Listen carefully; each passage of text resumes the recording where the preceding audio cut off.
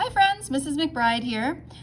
Today what we're talking about is motion in 3 dimensions. So this is basically just saying if we take what we know about motion, distance, time, velocity, etc., and we take what we know about vectors, I, j, k, we can sort of combine these two things, okay?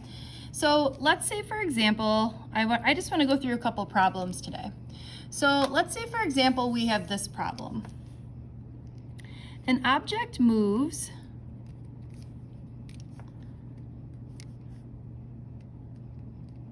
in 2 dimensions by the equation r of t equals negative 2ti plus 1/2 t squared minus 4tj. Okay? An object reaches its maximum y coordinate at t equals question mark. So basically this is saying, when are we going to reach the maximum coordinate in the y direction? Well, if we were given a position vector just like this, and we wanted to find its maximum y coordinate, we might be saying, well, the maximum y coordinate would be when we've sort of stopped at the top, right? So we're going up, up, up, up, we've stopped at the top, and then we start to turn and go back down. So maybe you would say, well, this would be when the velocity is equal to 0. So we could take the derivative of this to find the velocity.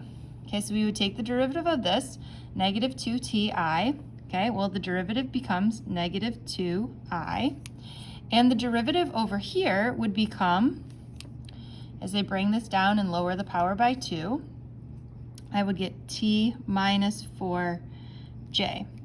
Okay, so we're looking for when it reaches its maximum y coordinate. So I would say, when is this y coordinate equal to 0? Or you could say that this happens at time 4 seconds. So I kind of like problems like this because they sort of make you think about everything, right? There's derivatives, there's motion, there's IJK, all in one problem. It doesn't get much better than that, right? Well, good news for you. We've got 2 more problems. So let's say, for example, a Prius has an initial velocity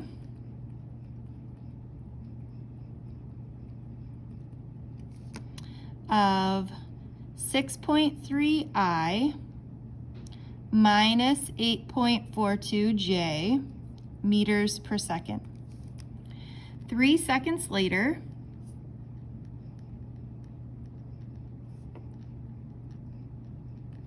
the car comes to rest.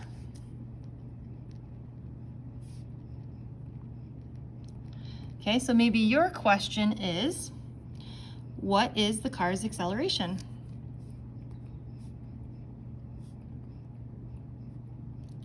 I guess that would be how you would do the plural of Prius. What is the Prius's acceleration? What kind of a Prius owner am I that I don't know the answer to that? Okay, so maybe you say to yourself, all right, well, if I forget sort of about the IJ notation here, I might start out by writing out like x, v naught, v, a, and t, right? So what I'm looking for here is the acceleration. I also know that the time is 3 seconds. It comes to rest, and I know that the initial velocity is 6.3i minus 8.42j.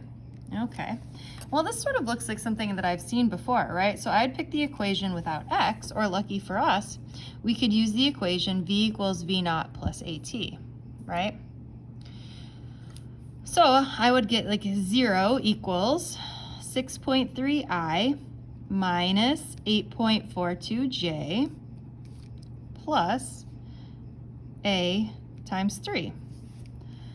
Okay, well, if I subtract a times 3 to this side, I would get negative, I don't want to write it like this. I want to write negative 3a is equal to 6.3i minus 8.42j. Okay, well, still solving for a. If I divide both sides by -3, I got to admit, I don't know what that is off the top of my head. Okay, so if I got 6.3 divided by -3, get -2.1i, -8.42 divided by -3. Oh, that's ugly. Okay, plus 2.81j. Okay, so again, see how that's sort of the same as what we've been doing, but just a little bit different. Okay, and the same thing here. Last problem, this one looks really ugly. Okay, so I'm going to give you a position vector. So I'm going to tell you I have a vector x of t. Okay, so this is my position as a function of time. And this guy is t cubed minus 6 in the I direction, plus t squared minus 2t in the j direction, plus 3t cubed minus 2t squared plus 1 in the k direction. Okay, so what does this even look like? Well, we've got an object that's moving in the I, j, and k direction. So you've got something that's moving in 3 dimensions. I can't even begin to visualize what this really looks like, but what this is saying is the movement in both the I, j, and k direction is different as the time goes on. So think about, like, you know, something spinning wildly out of control that's moving differently in each direction. I hope I just didn't give you motion sickness there. Okay, so we can still do all of the same things that we always would do. So if I wanted you to calculate the velocity as a function of time, again, this would be easy because we could just go ahead and take the derivative, just knowing that the velocity would be different in each particular direction, right? So if I took the derivative here, I could say that the velocity as a function of time would be 3t squared I plus 2t minus 2j plus 9t squared minus 4t k. All right, and you could also do the same thing here, right, to find the acceleration. We would take the derivative again, keeping the I, j, and k separate. Go ahead and do that. Pause the video if you want, or I'll just do it quietly. You can work quietly too.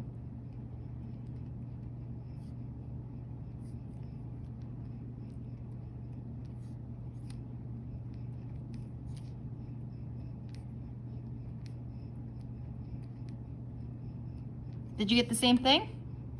Hopefully. All right.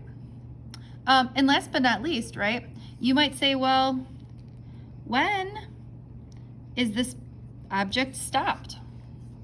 Okay. And I guess the answer would be, well, in which direction, right? So you almost have to take each individual piece of the velocity and set it equal to 0, right? So like in the I direction, it might be stopped at this particular point. In the j direction, this is when it stopped. And in the k direction, this is when it stopped, right? So in this one, it's easy, right? Because it stopped at 0 seconds in the I direction, right? So the only time that this particle is stopped in the x direction or in the I direction would be at 0 seconds. For this one here, 2 equals, all right? Okay, we would find that the time is equal to 1 second in the j direction. So it would be stopped at time 1 second only in the j direction. And last but not least, let's cross out a t here. Okay, and we're going to add 4 to the other side, or I'm going to get 9t is equal to 4, or t is equal to 4/9 of a second in the k direction.